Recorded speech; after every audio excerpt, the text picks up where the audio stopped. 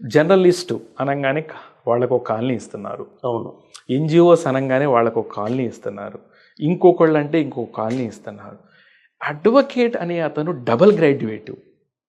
ఒక ప్రొఫెషన్, ఒక నోబుల్ ప్రొఫెషన్ని మోస్తూ చక్కగా సమాజానికి న్యాయాన్ని అందజేస్తూ ఆయన వరకు ఆయన చేసుకుంటూ కోర్ట్ ఆఫీసర్గా మాట్లాడబడే ఈ అడ్వకేట్కి చాలా సందర్భాల్లో చాలా పోరాటాలు జరిగినాయి.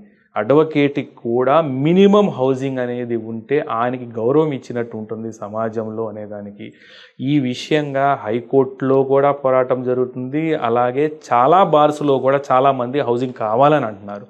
పాలసీ మ్యాటర్లో నేనేమైనా రెగ్యులేట్ చేయగలం, ఒక్కడిగా నేనేమి చేయలేను. అందరినీ కలుపుకొని, మిగతా 24 మందిని కలుపుకొని ఒక మాట అనుకొని ఒక రెజల్యూషన్ పెట్టుకొని ఈ వైపుగా పోరాడాల్సిన అవసరం ఖచ్చితంగా ఉంది.